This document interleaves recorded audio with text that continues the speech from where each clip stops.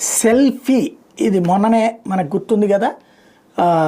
నక్సల్స్ నాయకుడు చలపతి చనిపోవడానికి కారణం గతంలో వాళ్ళ భార్యతో కలిసి తను ఒక ఫోటో తీసుకున్నాడు సెల్ఫీ. అది మొన్న ఈ మధ్యన చనిపోయినటువంటి ఈ నక్సలైట్లకు సంబంధించిన ఫోన్లో ఒకటి దొరికింది.